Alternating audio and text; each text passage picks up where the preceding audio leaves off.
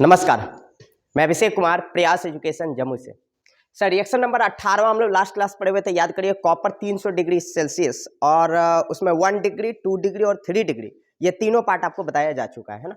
और उम्मीद करते हैं ये तीनों पार्ट आपको समझ में आया होगा। 1 डिग्री, 2 डिग्री, 3 डिग्री, बेसिकली हम उसका इंट्रोडक्शन भी आपको दिए हुए थे और बोले भी थे कि 1 डिग्री, 2 डिग्री, 3 डिग्री हम कैसे निकालेंगे, कंपाउंड कैसे पहचानेंगे, नहीं। और उसके बाद हम तीनों रिएक्शन हम पढ़े हुए थे कि कॉपर 300 डिग्री में 1 डिग्री पर क्या मिलेगा, 2 डिग्री पर क्या मिलेगा या 3 डिग्री पर क्या मिलेगा, है ना। आज हम आते हैं रिएक्शन नंबर 19, बहुत छोटा रिएक्शन में से एक। रिएक्शन का नाम है ग्रोव्स प्रक्रिया या फिर ग्रोव्स प्रोसेस। आप ग्रोव्स प्रोसेस बोल दें या ग्रोव्स रिएक्शन बोल दें, आपका काम है, आप उसको जैसे देखते। चलिए जी, अब ग्रोव्स प्रक्रिया कहता क्या है, ग्रोव्स रिएक्शन क्या कहता है, इसको हम समझने का प्रयास करते हैं, ध्यान से देखेंगे।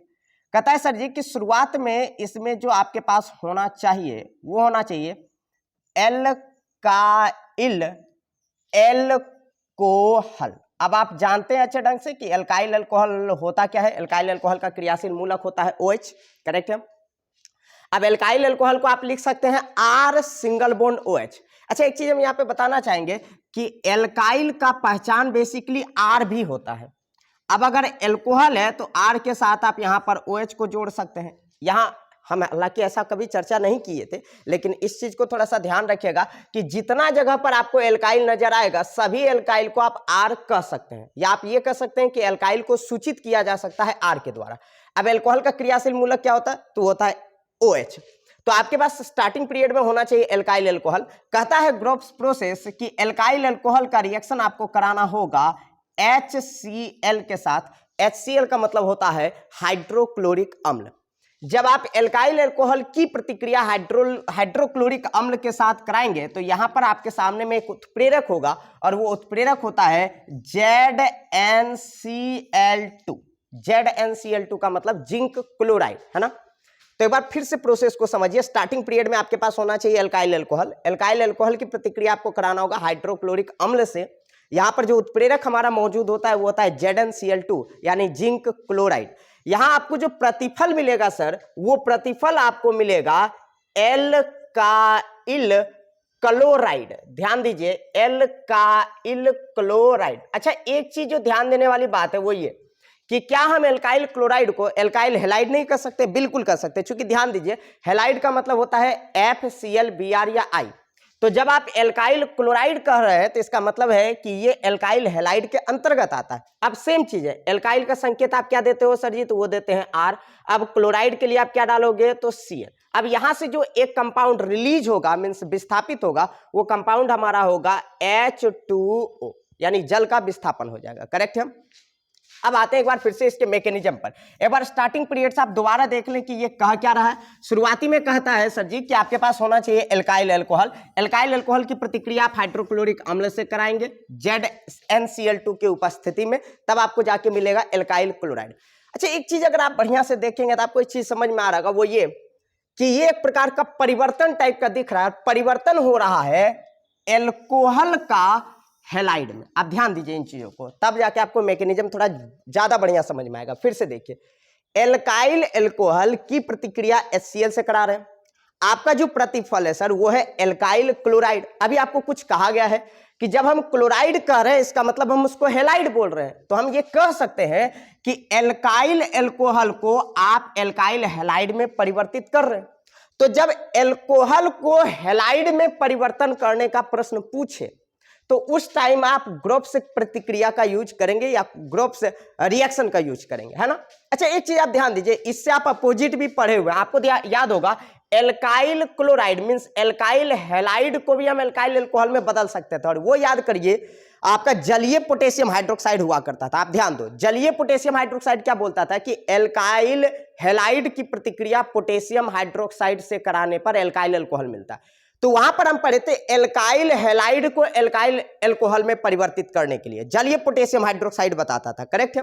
लेकिन आज उसके अपोजिट जा रहे हैं, वहां था एल्काइल हैलाइड को एल्काइल एल्कोहल में, लेकिन यहां है एल्काइल एल्कोहल को एल्काइल हैलाइड में।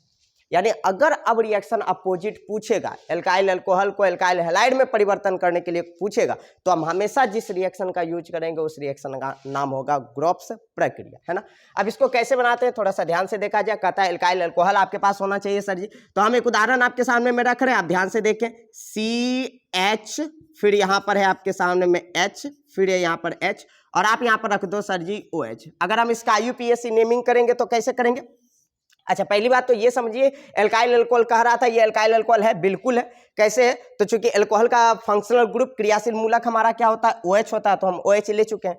इसका आप IUPAC नेमिंग करिए, तो आप याद करो अल्कोहल का IUPAC नेमिंग कहता है लिखने के लिए कि शब्दरूप plus N plus all, word root plus N plus all, all क्रियाशील मूलक OH का IUPAC नाम होता है, ऑल, है ना।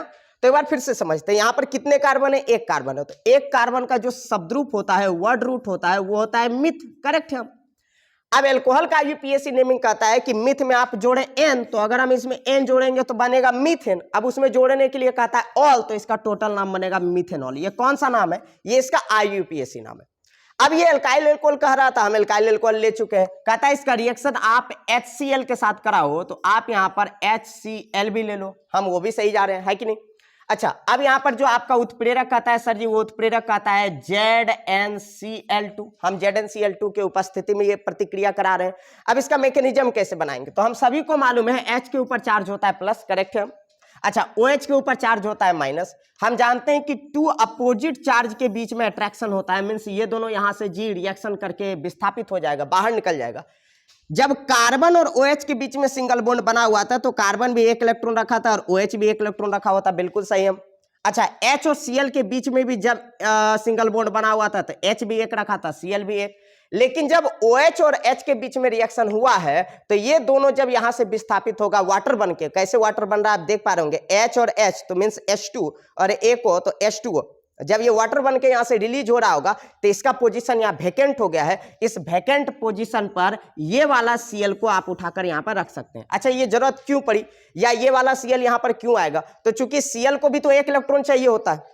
अच्छा, यहां पर क्लोरीन का स्टक, जब ये बॉन्ड बनाए हुए था तब क्लोरीन का स्टक पूरा था, लेकिन जब ये बॉन्ड ब्रेक कर चुका है तब क्लोरीन का स्टक पूरा नहीं रहा, ये उसका एक फ्री रेडिकल बच गया था, मुक्त आयन बच गया था। इसको अलग से एक्स्ट्रा एक इलेक्ट्रॉन की और जरूरत पड़ेगी। ठीक उसी तरह जब ये बॉन्ड टूट गया था, तो कार्बन को भी तो टेट्रावैलेंट बनाने के लिए एक इलेक्ट्रॉन चाहिए होगा। तो ऐसे कंडीशन में ये वाला Cl जब हम उठाकर यहां पर लाते हैं, तो अब जो प्रोडक्ट बनेगा वो कुछ ऐसा बनेगा। H के साथ H, C के साथ H, तीनों को बिठा दीजिए आप।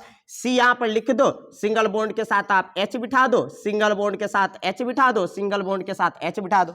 अच्छा, यहां पर कार्बन का एक इलेक्ट्रॉन है, ये वाला क्लोरीन का एक इलेक्ट्रॉन है। ये जब यहां पर आएगा तो कार्बन और क्लोरीन के बीच में भी एक एक इलेक्ट्रॉन का साझा होने की वजह से एक और सिंगल बॉन्ड बनेगा। तो यहाँ पर सिंगल बॉन्ड के साथ ये वाला जो Cl उठकर यहाँ आ रहा था, ये हम बिठा दिए। अब यहाँ से जो बाहर हो रहा है आप उसको देख लो, तो बाहर हो रहा है हमारा H2O, तो आप यहाँ से रिलीज कर दें जी H2O। अब ये जो कंपाउंड आपके सामने बन रहा है, अब अगर आप बढ़िया से देखें, कह रहा था एल्काइल क्लोराइड बनेगा, ये एल्काइल क्लोराइड बन चुका है। इसका नाम कैसे लिखेंगे? तो आप ऐसे लिख सकते हो, मीथाइल क्लोराइड, क्योंकि ये एल्काइल क्लोराइड है।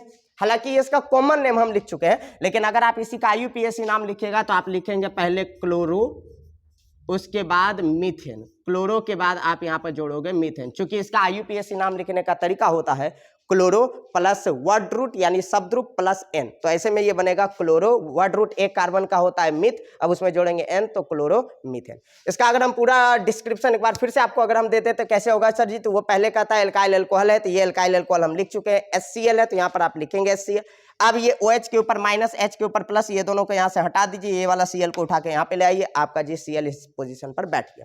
तो आप कह सकते हैं कि एल्काइल अल्कोहल का परिवर्तन एल्काइल क्लोराइड में हो चुका है।